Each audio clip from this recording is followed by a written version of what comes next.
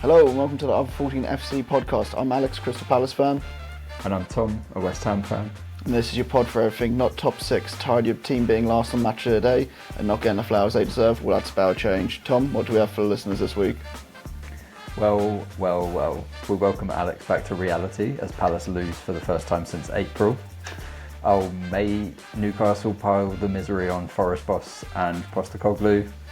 There's one Robin Hood-esque team who steal from the rich and give to the poor. And some more wins, a few losses, but no capitulations. How you doing, man? Yeah, not too bad. Was obviously at Everton on Sunday, went to the new stadium. That was really good. I mean, we'll talk about more of that probably in the match review.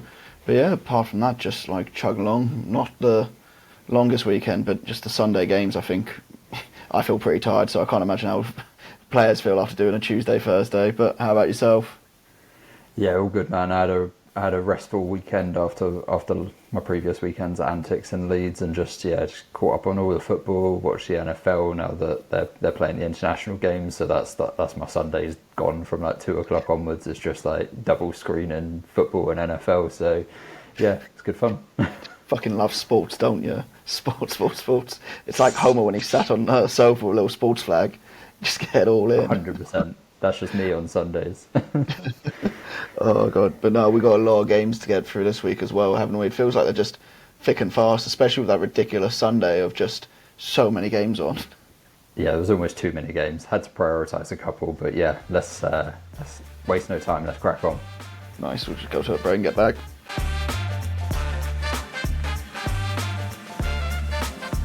Okay, and we're back. So Tom, where do you want to start this week? I think I know what you want to say, and for once I don't really want to start there, mate, we're being honest.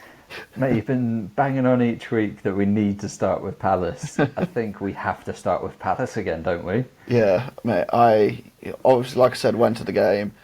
I'll start with the stadium. It was unbelievable. Like, the outside of it, I was really blown away. Like, surprised by how much of, like, the community spirit they put into it, how much it's actually, like, a good entertainment zone. And it kind of looks like it has a soul, and it's been there for years already, when it's clearly a brand new stadium as well. The inside, it felt like a smaller Spurs stadium, if I'm being completely honest. And I think it'll take Everton a bit of time to get the atmosphere going there. It was quite silent for periods, but I just think that's fully expected when you're 3-4 games in there now. Like, over time, I think they'll figure out like little patches here and there that'll be making a noise, and that's where the atmosphere will come from. But the outside was completely blown away by it. It was a brilliant like stadium to see, and I'm pretty jealous of Everton fans to have it, if I'm being honest.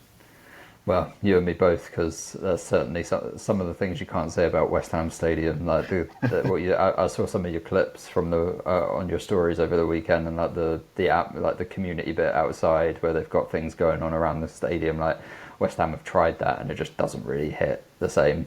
Yeah, I mean, I don't know how Everton have done it, because I'm usually against like those pop-up bar type of things, like the stuff that's sort of obviously always quite branded. I've always been like, oh, I think you should be going to like old school boozers before games, but I think for where it is in the docks and everything, you do have like a pub or two like outside of it that's also like a newly built one out of like factory stuff, but I just think it'll work really well for Everton fans. That's why, yeah, I'm looking forward to hopefully going a few more times in the near future, but I'm not looking forward to a result, and pretty much got everything I expected going to Everton away. Like, I really thought maybe we'd break the hoodoo with it being a new ground, but every time I've been 6 times now, and I haven't seen us take 1 point.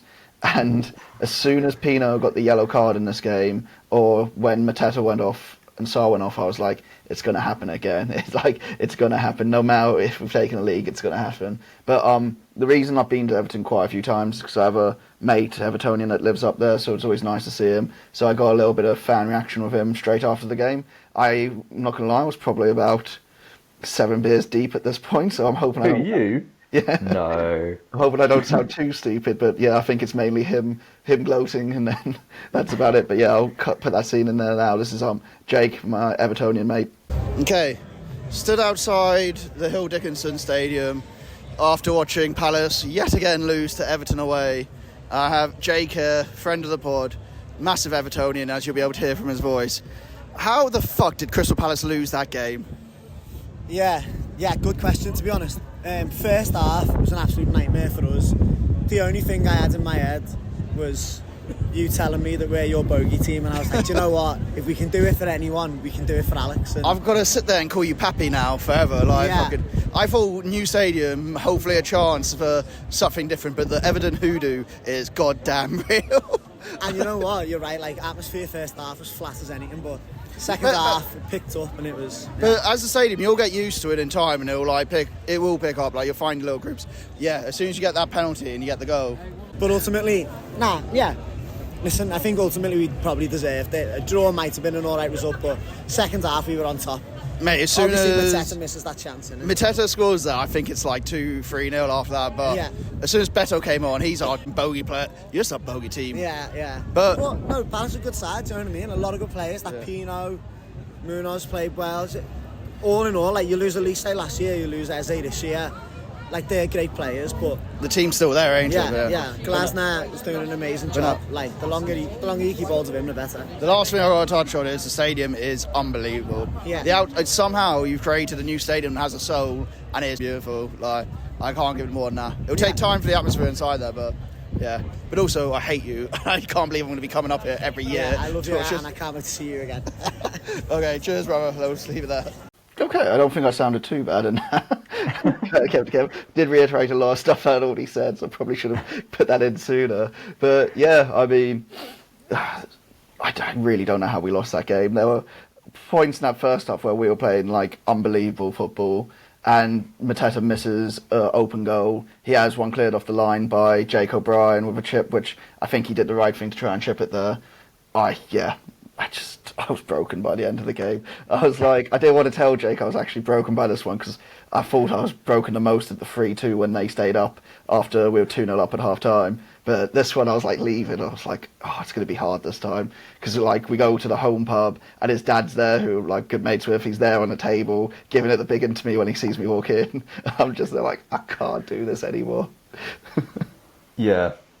This was an interesting one. I feel like Palace maybe didn't finish their chances, didn't put enough away. I think in the first half they absolutely were all over Everton, and that had its massive impact on the atmosphere for that first half. Like, it was just all the highlights were just Palace going forward, and obviously they get the goal, but you really want to get that second, maybe that third, and put the game out of Everton's reach, because as you say, the more it went on, Everton come into it they made 2 changes at half time. Dibbling and Barry went off for Beto and Alcaraz, and they looked a completely different team in the second half. Alcaraz in particular was able to sort of press but also link the midfield and attack, where Dibbling in that 10 role, which didn't see him play a lot for Southampton in that role. He's played more on the wing. It just didn't really work for them. They didn't have much going forward in that first half at all, like a couple of half chances maybe, but yeah, it was all Palace in the first half. And yeah, I mean, same as there was last week against Liverpool, and again they didn't put their chances away. And I do have to pose a question: is do we have a Mateta problem this season? Like, he's the chances have fallen to him, but he's not putting them away like he was. No, people are saying that he's still got 2-3 goals this season. A lot of Palace people are starting to ask that question as well, literally the way you've worded it and everything. I think, in all honesty, he is shattered, man. He's been playing non-stop. I think a lot of the team is shattered, but you can tell it mainly for him. Like, we have been playing the strongest team in every competition we've been in. I thought maybe on Thursday Eddie could have started that game and Mateta could have had a complete rest for it, which would have been ideal. But he's still getting in the positions. Like, he had the dreadful miss against Millwall in the Cup as well, which was almost, not identical to this, but it was very similar. It was like a chance you expect him to score every single time. I'm very happy he got an international call up for France. Like, I think he deserves that more than anything. But I'd also have liked him to have the week off just to gain some more energy, because he's been going non-stop really since he's hit the ground running. What was it, in the 04-05? No, the end of 2024, 2025. No, the end of 2023, 2024. Then he went to the Olympics. Then he had the whole of last season where he played every game.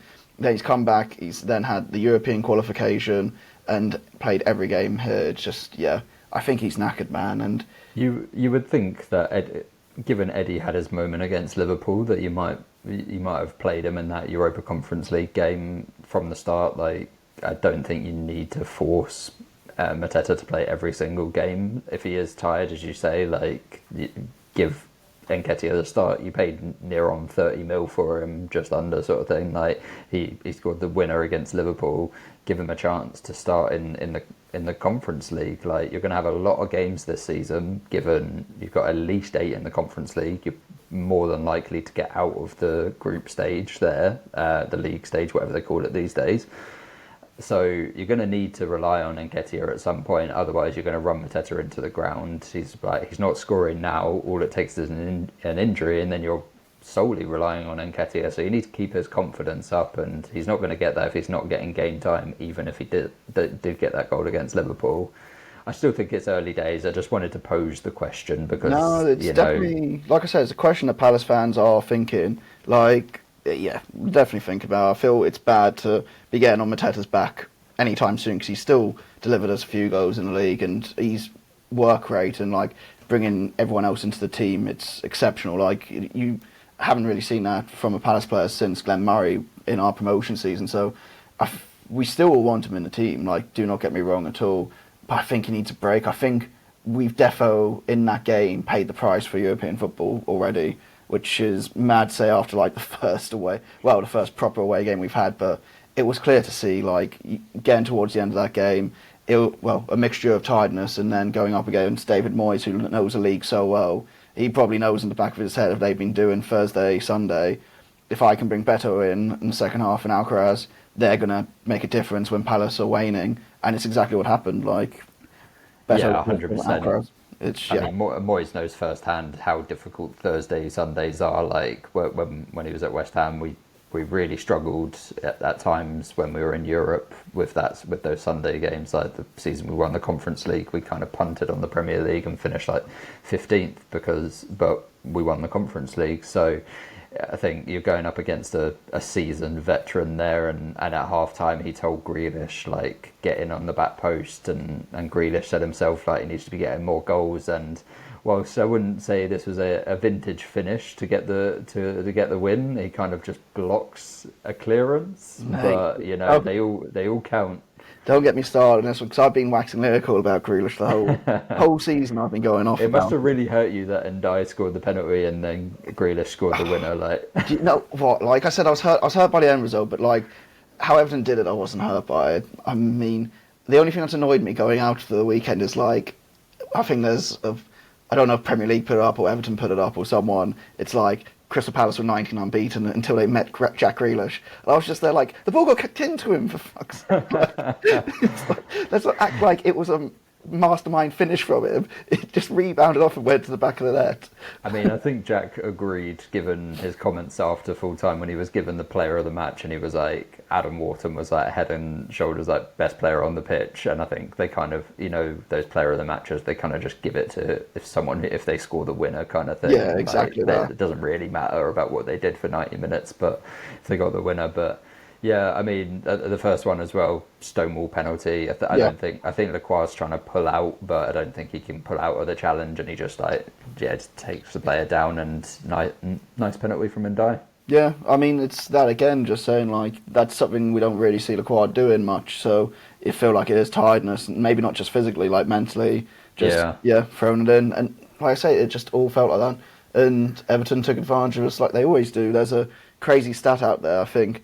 I don't know what time period it is. It may just be the last 3 times Everton have been 1-0 down at half time or 1-0 down in a match at home. They've come back to win, and all 3 of them against Crystal Palace. It's ridiculous. That. Well, it's not that easy to get a point at the Hill Dickinson, is it, mate? No, it ain't. Billy Big Bollocks the other day. Mate, one more stat I want to go with as well. The last time we went 18 unbeaten, which was our previous longest unbeaten run, guess who ended it? Good old Everton. Everton with a 2-1 win. Mate, Everton must want to play you every week. 100%. I did see something funny. It was like someone posted the Simpsons meme, like, what, it's hard beating Palace? Oh, there's been so many given everyone else is struggling. There's been so many good memes out there as well. There's one Home Alone where Kevin McAllister comes out. He's like, I'm not scared. And then there's an Everton badge comes up and he just goes running back inside. I hate it. I love the away day. I love the city and I love the fans all up there. I have a great time all around it. But my God, I hate the game. The actual 90 minutes, just like, if we just forget about that part, you have a Well, great no, time. half-time Palace fans are singing we're going to win the league because that's how good we were in that first half. Like, honestly, man, we thought we were going to fly away with the game. But yeah, reality came home hard in the second half.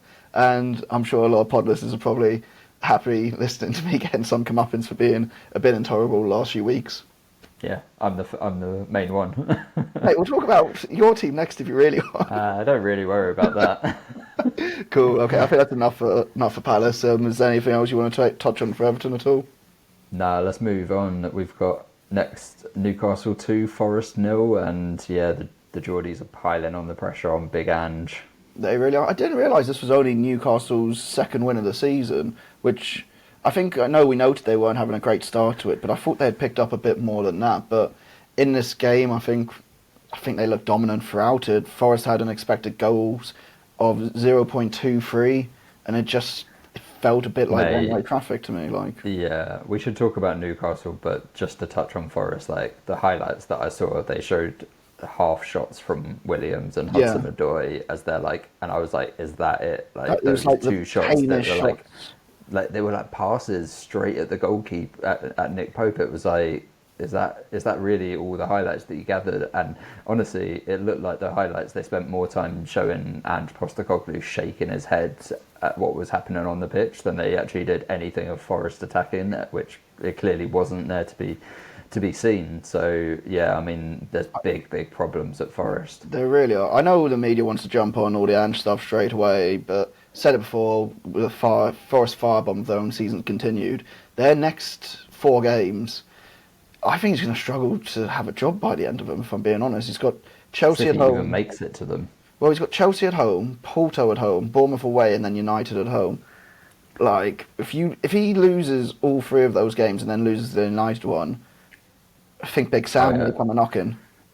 Oof, Big Sam. That'd be so rogue.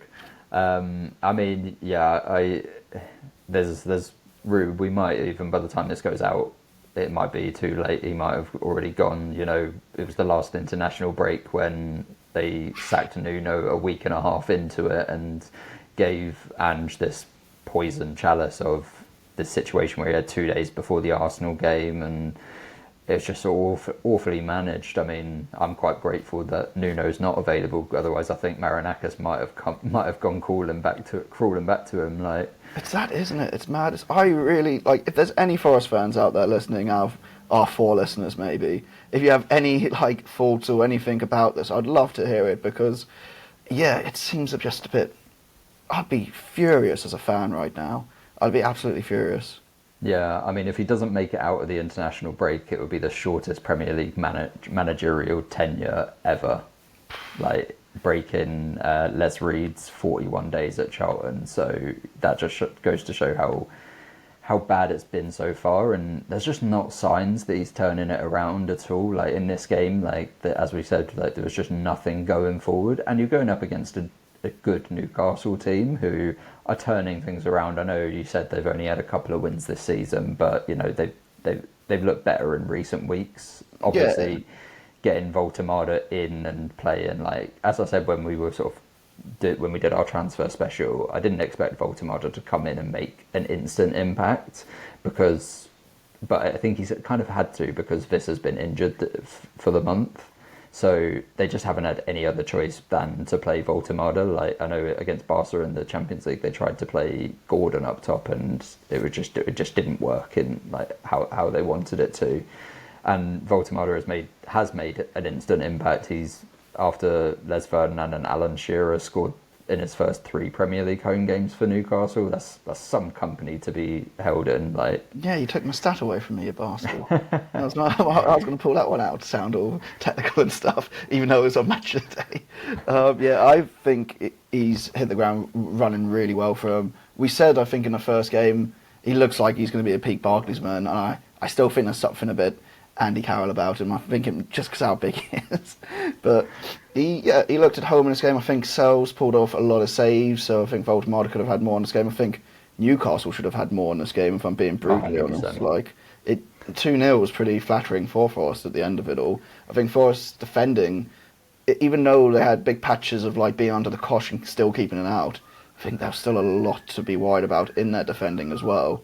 At Yeah, times, Sells had to step up way too many times, and he was really the main part that kept this any closer than it should have been. It had no right being 2-0. It should have been done way earlier. It should have been out of sight. Like Newcastle might be sort of kicking themselves that they didn't score a few more that in this game. Obviously, they saw it out, a 2-0 solid win, but they should have likely put a couple more past Forest, if not for Matt Sells. yeah, 100%. But the strike that did beat Sales to begin with was a beauty, wasn't it? The curl off of Bruno. That vintage Bruno Guimaraes strike where he just sort of curls it, and I really like that it wasn't given a foul beforehand because it was just a strong tackle. Like he wins the ball, and it's just like, yeah, that's a proper midfield tackle. Wins the ball, gets it back, and then just like, yeah, Bruno Guimaraes just had that in his locker for time, and it's just so nice when you see it come off. Like just proper beautiful curling effort, and yeah, I mean that strong tackle from Guimaraes was what was happening all afternoon. Like Newcastle were just pouncing on Forest defensive mistakes. Like Forest under Ange, they're going to want to play out from the back. Newcastle just didn't let them have that time all day long, and it was a matter of time for one of them to come through and get a goal, and then also for the penalty, Anderson just misses the ball. It's a penalty in my. I don't think there's any conversation about it. Yeah, 100% pen. I think Anderson's had a bad day back at his old club, which, yeah, he'd probably have to roll off that one and just pick himself up again and go again. But yeah, not the best homecoming for him, and just not a good day for Forest, but also Forest's own fault for not being a good day. And Newcastle put him to the sword. Well, could have put him to the sword even more, for being brutally honest. Yeah. I think that's all there is to say about that game, really. It was quite just a professional win for Newcastle, and they should have scored more. And from a Forest perspective, it's more just more worrying. Yeah, that's it, isn't it? I feel like a lot of results this weekend, apart from the Palace one, are just like, yeah, routine win. Or just like, they should have had more, should have been outside.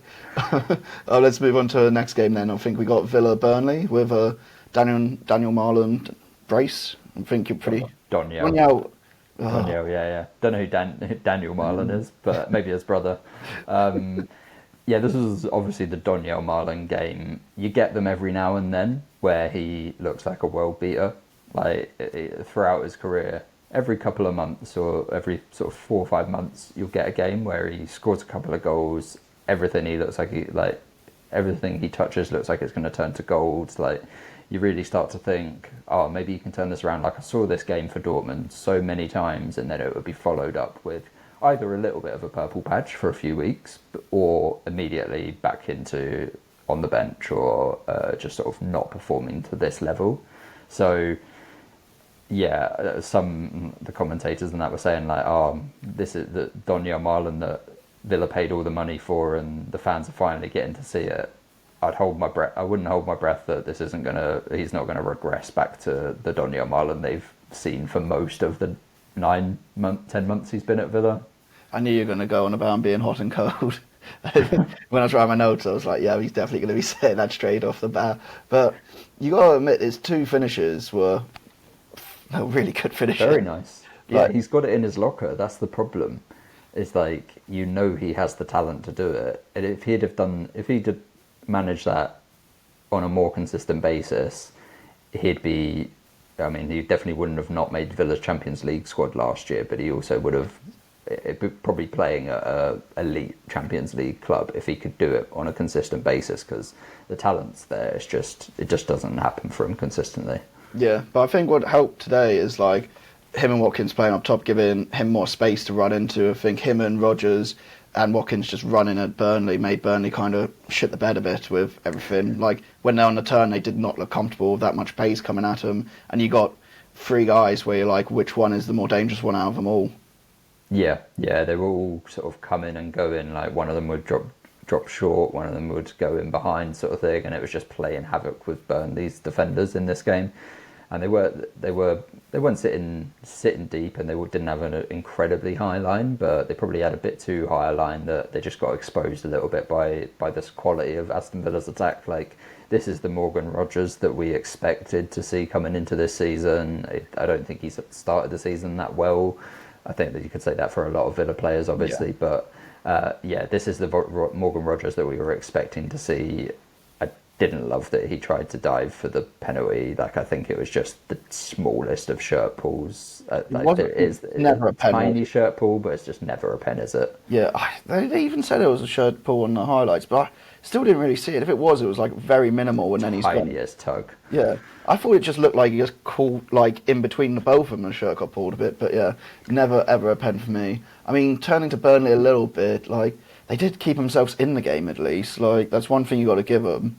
Again, like we said about Sels, Dubravka had himself a game. Yeah. Like he was keeping Burnley in it, and they just weren't doing.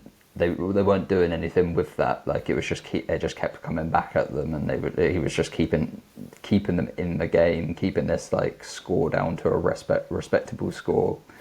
Obviously, they get quite a late header from Ugachukwu. It didn't really feel like they were going to go on and get an equaliser. It kind of just felt like a consolation, and like in general, it felt like they struggled to create much going forward in this one. Yeah, they did as well. I mean, other talking point from it was the Fleming elbow on Buendia. How did you feel about that one? Did you see it? I didn't see that. Did you not see it? It was right. That in my highlights. It was right at the end, and it didn't look great, if we're being honest. It does look like he's put a bit of force into the elbow into Buendia's face, but it's one of those. I think it's maybe more of an orange card than it is a yellow card, if a red card, if I'm being honest. So I think probably the right result came out of that, but. No, to be fair, he is a ex-Millwall player, so it doesn't surprise me that he's elbowing people. Yeah, but no, I think Villa fans probably be a bit annoyed by that, but in all honesty, I think right result here. Like we said, Villa seemed to have all the good chances and could have had more if they wanted. Yeah, I think Villa have turned things around a little bit. Like, obviously, we talked a lot about their struggles earlier in the season. I think, if I remember seeing it rightly, this makes it 4 wins on the bounce in all competitions. So, like, I think being in the Europa League has really helped them, where it really doesn't seem to be helping Forest at the moment. Villa have used that competition to turn their fortunes around, get a couple of wins under their belt, bring that form back into the Premier League with them, and yeah, they looked comfortable in this one, dominated it throughout the match, and come away with the 3 points that starts to take them up the table. Yeah, I think Villa fans probably in a happy place. So yeah, I don't think we've got much more to talk about on either. Like I said, just routine win. Yeah, let's go to the Storm on the South Coast on Friday night. This one looked absolutely miserable to be at until maybe the 70th minute, and even then it was still rainy as hell. Mate, that was it. I just want to say, like, seeing well, wasn't Storm Amy down? Well, I guess it must have been down there as well. Yeah. Was it? Yeah. And it just looked awful. It looked like one of those games where you just don't want to be in it, and nothing seemed to happen in the first half of what I've seen. Did you see that lad in the crowd who was tried to almost suffocate themselves with a plastic poncho? He just did not understand how a poncho worked. He could not get himself out of that situation. It looked kind of dangerous. It did look dangerous, didn't it? It looked like he just had a big plastic bag over his head by the end of it. But yeah, I mean, imagine if Vitality's a lot like Sellers, where it doesn't have the best cover during the rain either. So not at all. Probably out there in the elements for all the Bournemouth fans. But I mean, they got reward for being there that evening at least. Well, Sticking they probably around. Probably got the best 20 minutes at the end of the game they've had in a very long time. I mean, Fulham going ahead, I've only seen from the highlights, but it looked like it would be a cagey game in the first half and not a classic at all. And I don't know if the Fulham goal was against play, maybe. It was a nice finish from Semenyo and doing what he does quite well. But this game kind of felt like it was going to be 0-0, to be honest. It felt like the elements were... it was either something like this was going to happen where, some crazy goals went in, or players were making mistakes because of the conditions, or it was just going to go out as a 0-0 and they just, neither team could get themselves sorted. To be fair to Fulham, they were without Raul Jimenez and Rodrigo Muniz for this one, so I know they've got a young striker, I think on loan from Bayern Munich or somewhere, but he wasn't entrusted, so they were playing Josh King up top, and you're going to struggle to create a lot with that situation, without your two main strikers. They did an okay job. I really like the assist from Samu Chukwueze for Sessegnon's goal. Just that the weight of the pass was just so nice. It was really tidy, wasn't it? Like, yeah, just took the Bournemouth defenders out of the game, and props to Sessegnon for getting his goal. Like the scenes where he celebrates with the Fulham fans, I know there's a lot of love between player and fans there, and it's just like it's always good to see him score for Fulham.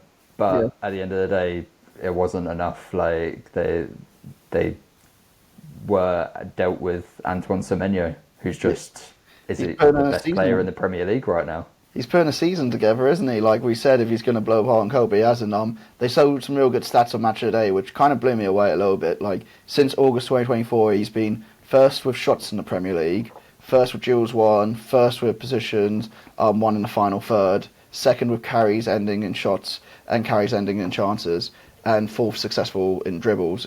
That's crazy, man. Like just doing that kind of under the radar since August 2024. Like I weren't expecting that because from what we've heard from Bournemouth fans in the past and whatnot, but he looks shit hot, and that first goal just proves it. I mean, Castagna leaves a lot to be asked for as a defender, but he just passes him with ease, doesn't he? It's really, really bad defending from Fulham and bad from Leno as well. Like you can't be beaten at that near post from that angle. Like that's crazy. But did it go through his legs as well? It goes through him, doesn't it? Like completely. Yeah, like he's not even there. But like props to Semenyo for making that run. Like it's clearly a player brimming with confidence. The second one is obviously a nice, easier finish for him. Obviously, he's still got to put it away. I think it's still a great finish. Like I've seen a lot of players like scuff that or get it wrong, or they manage to not put enough power on, so a player gets in the way to block it. But he rockets that thing into the back of the net, doesn't he? Yeah, he doesn't give Leno any chance with that one. But props to Gannon Doak as well for seeing him, because a lot of players in that position would have just gone, I'm going to take the shot, like this is my moment kind of thing. But he kind of slows it down, sees Semenyo coming into the picture, and he's just like slots it over, and all the Fulham defenders are running towards Gannon Doak, but Semenyo's just got Leno to beat, and he's got the angle on him. You've got to think the energy he must have to do that in the last minute of the game after being probably running with double the weight on because of all the rain water in your jersey. Like, it's just crazy. But then that new contract for him that he signed in the summer that pretty much went under the radar, I think, is just looking incredible business. It really is. But should we talk about the goal in this game that this game probably didn't deserve for the first 70 minutes? Kluivert's absolute screamer. Yeah, that was really, really nice. I mean, the Fulham players were kind of just sitting off him and like almost baiting him into shooting, and I can't remember exactly, but I'm sure he scored a couple of decent goals last season from similar range. At least one, I'm sure I'm remembering. There was like a sort of middle of the pitch, just outside the D kind of thing, and he just took a shot into one of the corners. I think you're right. Well, I'm sure it happened, or I'm imagining it. No, I'm pretty sure he did, because we were waxing lyrical about how he was basically scoring all types of goals for Bournemouth at one point, and then Evan Nielsen was coming in and basically getting tap-ins here and there and scoring like nice flicks. I think you're right, yeah. I can't remember off the top of my head. Yeah, this was a great one as well, and it was just like, Leno had absolutely no chance. From a Fulham perspective, you would expect to close him down, but the finish is so nice. I was certain you're going to tell me, he actually scuffed it or something like Long scuffed it last weekend when I saw it. So I was like, sat back and watched it a couple of times to make sure I was right. Well, it could have been more in the corner, couldn't it? Like, right, it was beautiful. But yeah, I guess it was a good. I don't want to say it was a good game because it wasn't a good game. But it was a good game in the end, and Semenyo doing it. And I am scared because we have Bournemouth after the international break, and they're not a team that I want to come up against anytime soon. Do you feel the same? Yeah. 100%. If West Ham were going up against them, especially in the Potter era, I would be very worried that especially Semenyo would just absolutely find the holes in our defence over and over and over again. I think maybe in a Nuno team we might be able to like counter that a little bit more defensively, but like Bournemouth are on an absolute tear this year, and it's really good to see. As someone who didn't predict them to have as much of a fall off as some other people had been expecting, given the ins and outs over the summer. I'm glad to see them cracking on, and I'm glad to see Antoine Semenyo continuously impress and get better with each season as well. Yeah, 100%. Yeah, you're right. I did think they would struggle a bit more. I didn't think they'd play like relegation trouble, but I thought they would just be a mundane, nothing happened season, and they're proving to have one of the best seasons they've ever had in the Premier League at this moment in time. Yeah, nothing mundane about them. So let's move on to a mundane result, 1-1 between Wolves and Brighton. Yeah, more late heartbreak for Wolves fans again, and yeah, you got to feel for them really. I think this looked like a game that they could have been out of sight if they had been better with their chances. And yeah, as once again we predicted, Brighton will go. They'll beat Chelsea, they'll beat City, but they'll they are the Robin Hood team I was referring to in the intro. They steal from the rich and they give to the poor, because I watched this one in full because I wanted to get a close eye on and a look on how Wolves and Brighton were doing when I was at home on Sunday. And you know, Brighton, they were dominating the play, but they just couldn't create a lot of really good chances in this one. They had quite a few half chances. Eventually, they sort of started to create a little bit more, but this wasn't vintage Brighton. They kind of were going through the motions. Wolves were obviously sitting back, defending, and trying to hit on the counter. Interestingly, Wolves have started the last few games with a 4-2-3-1, which goes away from Vitor Pereira's. He loves playing with a back five. They did eventually turn back to the back five, which you might say caused some of that late defensive issues. I understand why late on you start to go, oh, look, we're 1-0 up here, let's preserve the lead, but it just so often nerves, doesn't it? Yeah, so often doesn't work that it's like, all right, was that worth it? Was that the right call?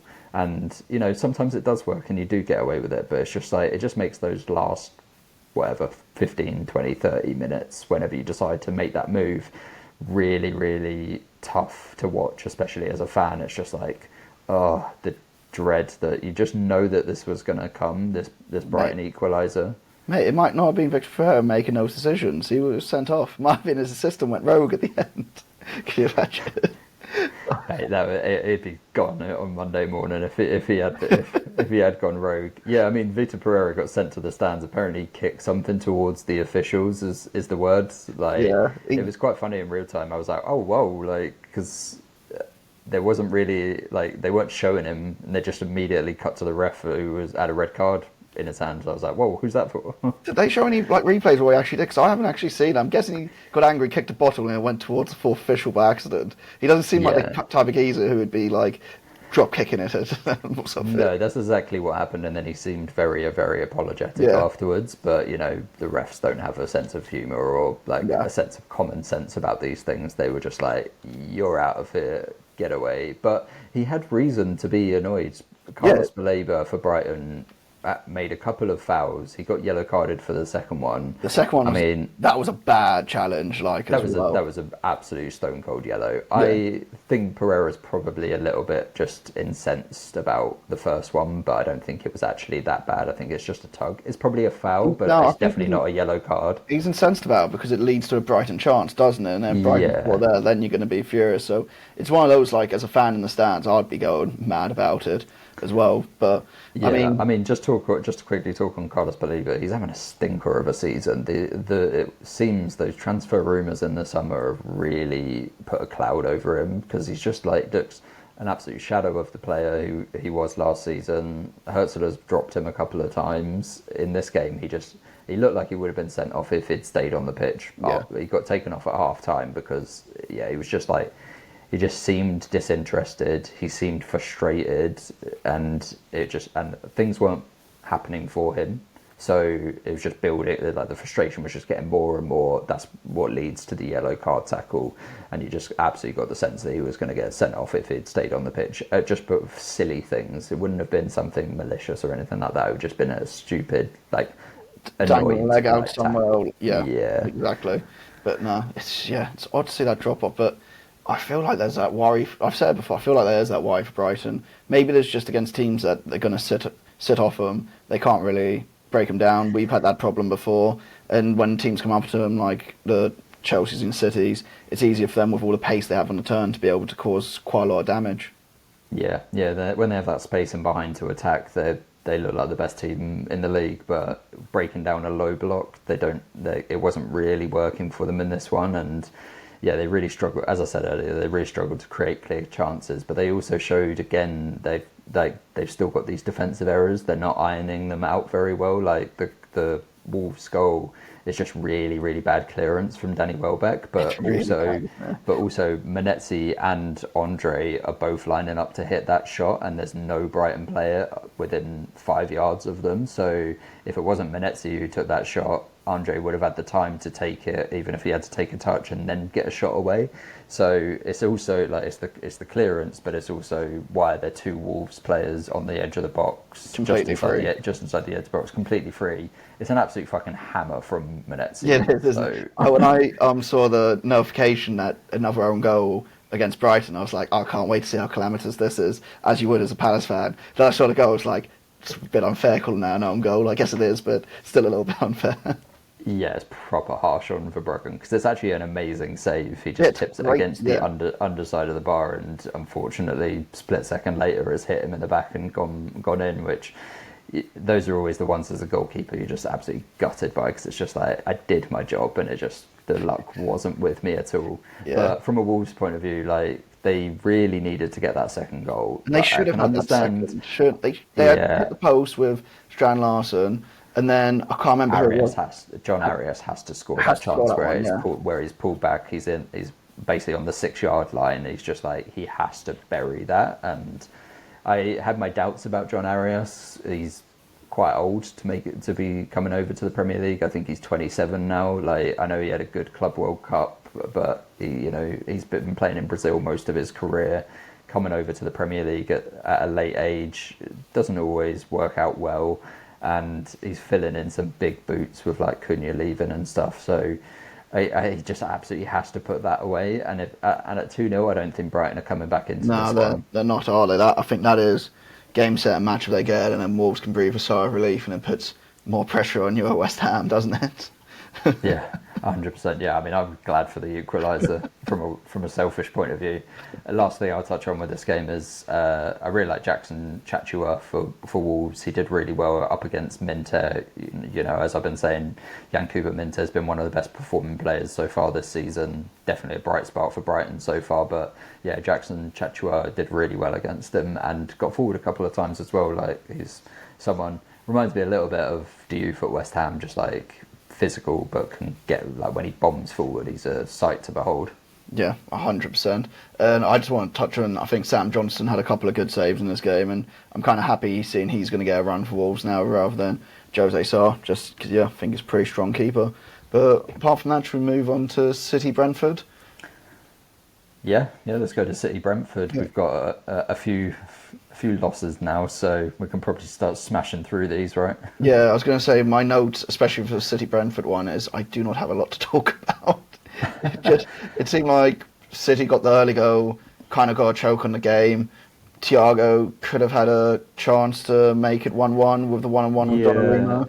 But that one, he just can't get the ball out of his feet. No, he can't, can he? And Donnarumma sniffs that out, and he comes out, makes himself huge, and just like the ball is kind of spinning away from Thiago as well. So it's like he's not got the connection he wanted. It's not in the sort of position that he's got to angle his body in a way that he doesn't want to, and it's just it was a much harder chance than it looked like than you would expect. Like, one-on-one through the goalkeeper it's not as easy as it sounded, but. Yeah, Brentford. Donnarumma, that big guy running at you as well. That must be pretty fucking terrifying. Like, do you know what I mean? I'd absolutely shit my pants if that was happening. I would as well. I don't think I'd kick the ball. I think I'd completely miss it. I could run away, go the other way. Legit, just be like, don't touch me. He'd obviously clear me out. But from a Brentford point of view, this one, I mean, for the goal, Sepp Vandenberg, you can't just be letting Haaland turn you that much. Yeah, I know Haaland mentioned in the post match that Vandenberg was being really physical with him straight away, and he was like, okay, I'll match up with this, and he won that physical battle. And then Vandenberg has let him get goal side. As soon as you do that, Haaland's going to punish you for that. It was just I don't know, quite naive defending, I think, from him. And once they got that 1-0, it was kind of just like, it was always going to be a tough one for Brentford to come back for. For the next 60 minutes or so, it was just seemed exhausting defensively for them. They just couldn't get a grip on the ball. No. It was just like you just motion him from defence, keeping that concentration up. To fair play to them that they didn't concede another one in that time. They did keep defensively compact, and eventually they actually grew into the game in the second half. Yeah, I think Thiago chance. Them not capitulating after going down 1 early to City does show that they have something about them as well, because a lot of teams would get that 1 goal against City, feel the City choke, and then just be done for, end up losing the game 4 or 5-0. So the fact they kept themselves in, I think, shows they do have a lot of bollocks this season, which I think a lot of people were expecting them not to have with losing, well, their 2 goal scorers. But then I just think they struggled to look to get that goal on the other side of it. Donnarumma nearly gifts them a goal right at the end with a clearance into Sharda. I mean, good from Sharda putting that pressure on there, but apart from that, I don't really know what else to really talk about the game. Just a routine win for City, I guess. Yeah, I mean, it's one of those you chalk up. You weren't expecting points from it, so you can come out with it with your head held high, I think, as a Brentford fan. So let's move on. We've got more defeats to get to. We've got Sunderland going away to Man United, losing 2-0.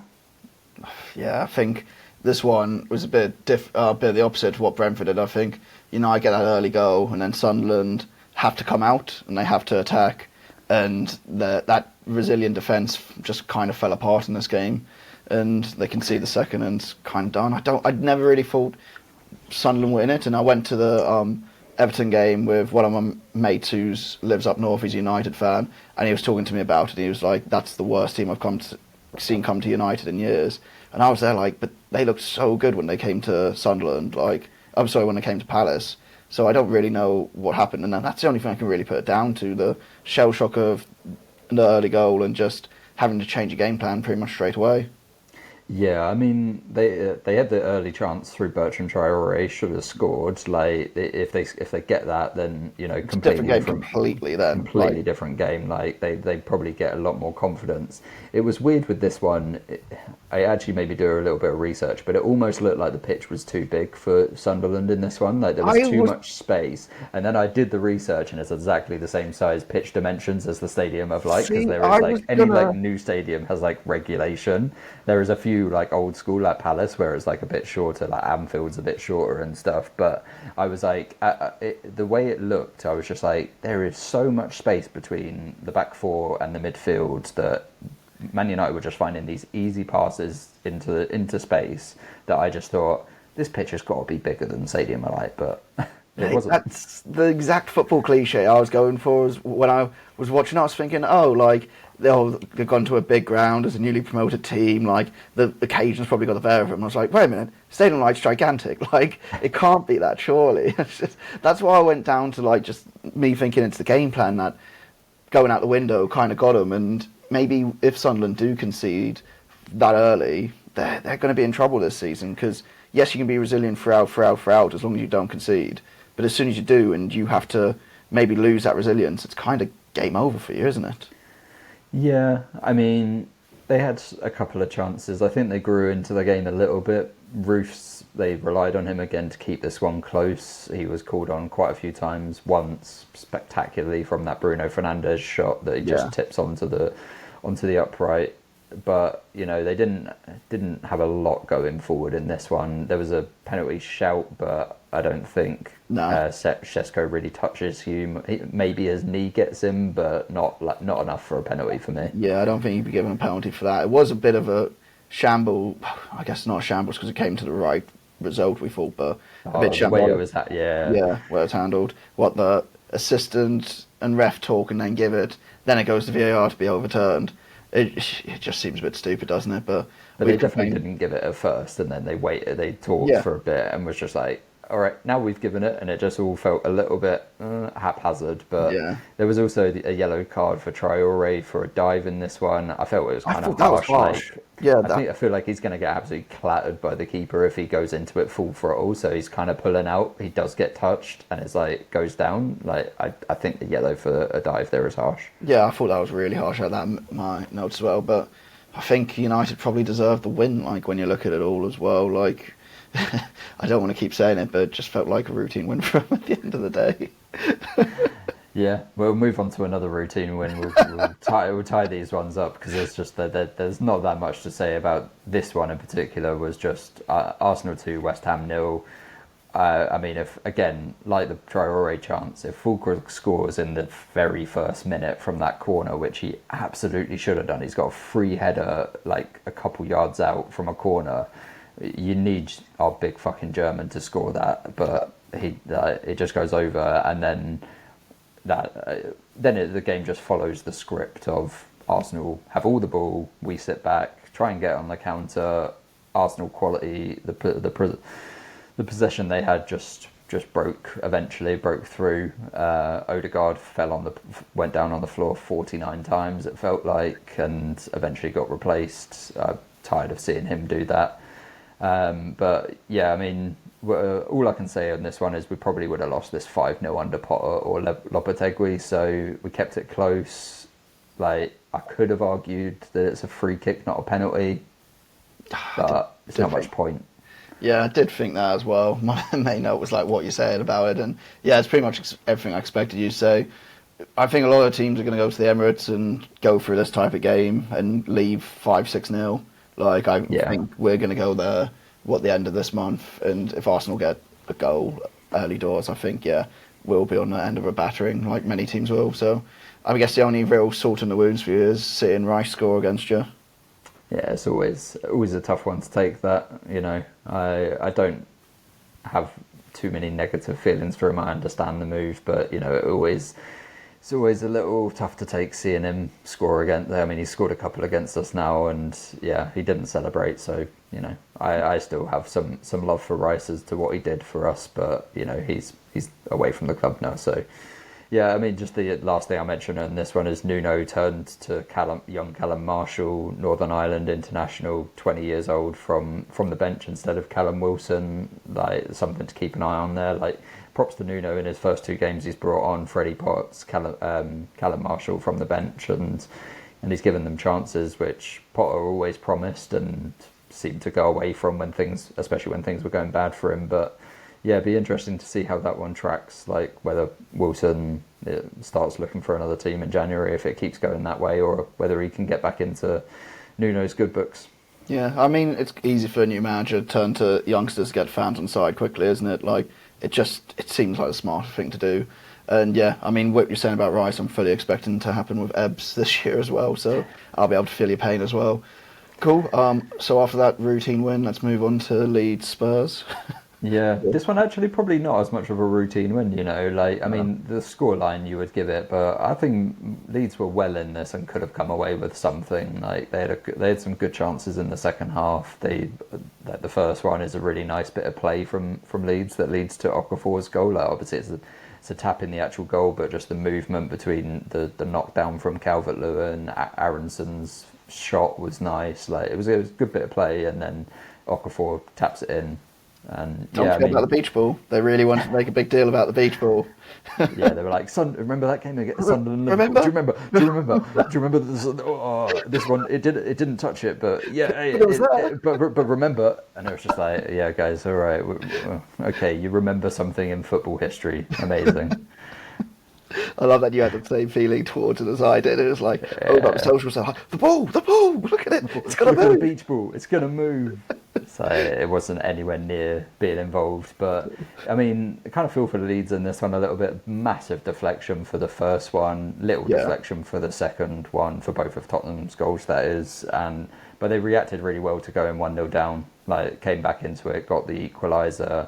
I do think, in general, they were just a bit open from the counter-attack again in this one. Like, there were multiple chances for Spurs where it was like 3-on-3, and it's like, that's a bit risky playing that way in the Premier League. Like, they conceded from those kind of chances, especially with the tail one where they just didn't have enough defensive bodies back, and they paid the price for it. It's definitely risky, but I feel like if Leeds were more clinical, especially through Calvert-Lewin as well on a day, they look like they will score goals. I mean, we've talked about the Calvert-Lewin, not problem, but he's getting into spaces. This is the first time, I think you brought up last week, is it something to worry about? And I was like, he's getting in spaces, it'll be fine.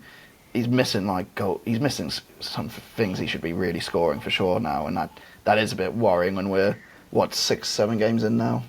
Yeah, I mean, it's the life of a striker like Maaatte we were talking about earlier. Watkins has been going through it this season. You know, they have these spells. It's how they come out of it. And can Calvert-Lewin put together a, say, 10-goal season for Leeds? That would be absolutely massive if he can. I mean, he's got to start putting some of these chances away. He could have had 4 in the last couple of weeks. You need him to start putting them away. But they do have more when they play him than when they play Pirro or Nemecha. Yeah. So it's 100%. Hopefully he just starts hitting the back of the net. Yeah, maybe if he gets 1, he's going to get like 2, 3, 4, go on a bit of a run. But we can only hope that for Leeds fans. Cool. Okay, that's all the results for the week. No, I don't think the most exciting week we've ever had. But cool. Let's go into our break and we'll go for Peak Barclays.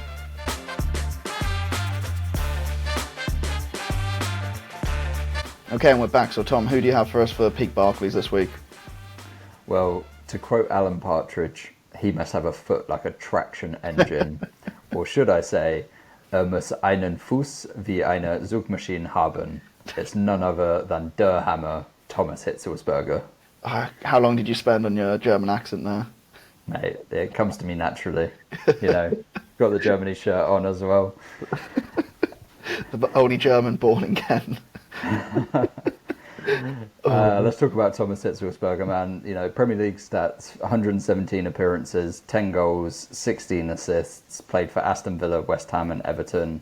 All I have to say is every one of those goals was a fucking banger. They really were, weren't they? Like, I was going through his catalogue and it was just left foot, the hammer of it every single time. I think some of the standout goals for me came against Wolves and Bolton, but there's one against Portsmouth where he just chips it up and absolutely rifles it in.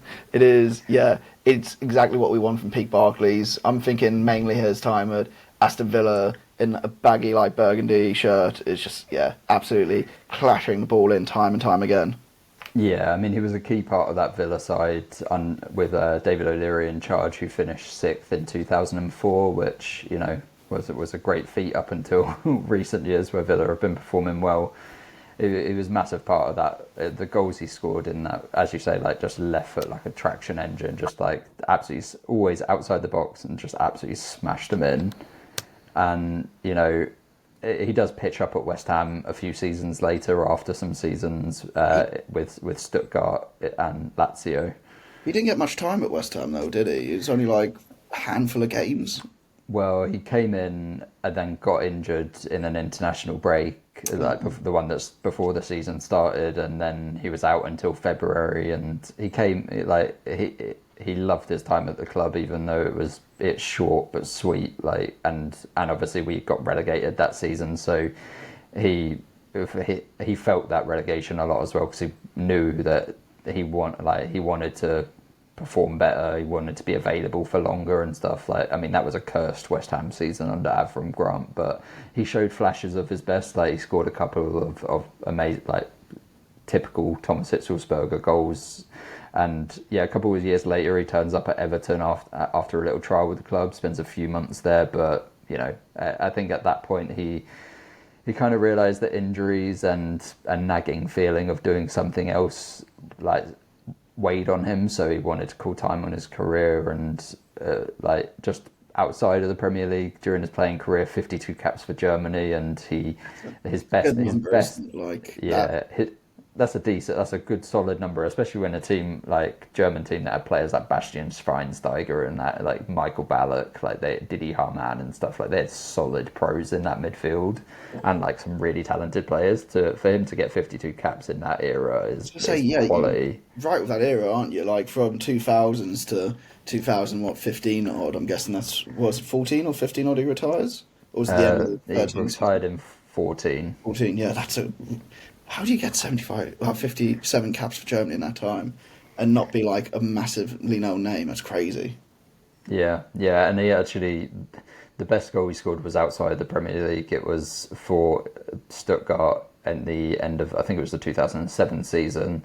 It won them the title, and it was a volley from a corner, similar to that Paul Scholes, the famous Paul Scholes one, where he against Villa, where he like the corner comes over to him outside the box and he volleys it in.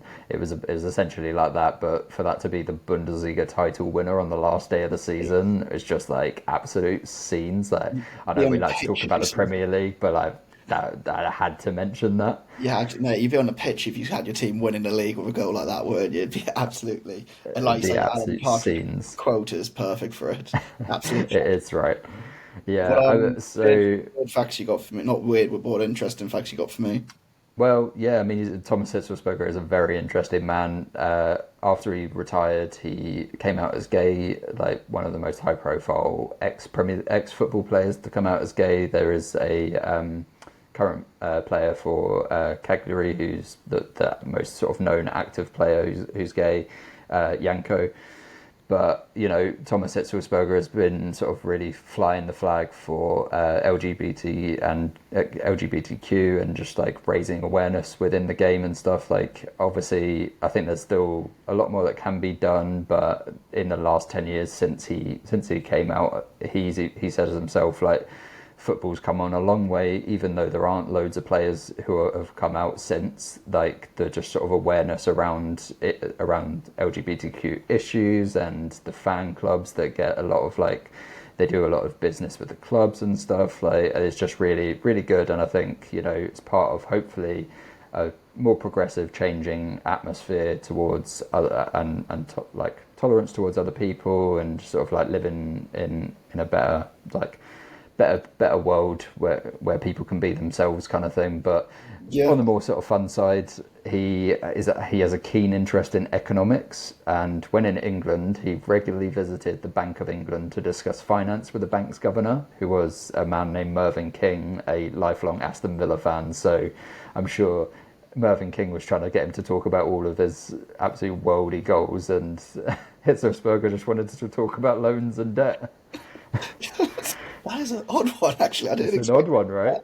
expect that. Like, when you said I had something, another one. do you think he was trying to like sound out the bank to see if he could rob it or something? Well, he's become a bit of an entrepreneur in his post career. He also owns the French restaurant L'Escargot. Butchered that because I'm not French, but you know, snails Yeah, and you're ting. trying to get a name wrong, even though it probably was right. But yeah, he owns a French restaurant. He was CEO of Stuttgart for a time after hanging up his boots. Like, he's a very, very interesting man, Thomas Hitzlsperger. And you know, I remember watching him when I was growing up, and just those goals especially, they just leave a lasting memory on you. They really do. They are all over Pete Barclays. I just want to touch on like the work towards like more inclusivity in the game. I think from '04 when I started going to football to now, it's completely chalk and cheese. Like that, you get like the chance towards players that you have. Luckily, you don't see them anymore at grounds. Like even home and away, I don't think I've experienced any of that. Luckily, I mean it's not completely gone from the game, but we can ourselves raise the flag for that and try and push for more inclusivity across it all. But yeah, 100%. where do you want to put him on our Pete Barclays list? Are you going to get your little table up, which I discovered you've been creating in the background? My spreadsheet. The spreadsheet. Where am I putting Thomas Hitzlsperger? I think he's probably going in above Thomas Gravesen and below Ugo Ehiogu. Above Thomas Gravesen. Oh, I'm not sure about you with that one. No? No, where do I think? Am I just rating these absolute hammer shots too highly? Let me I mean, see. he's definitely going in above Odin Wingy. Are you putting him below Lassie? I would have him below more. Oh wait, no. Oh, I didn't realise Thomas Gravesen was so far down for us. Yeah, Yeah. I'd put him below Thomas Gravesen in between Yannick Bolasie. Oh, okay, above Balassi. Yeah, I'm happy with that.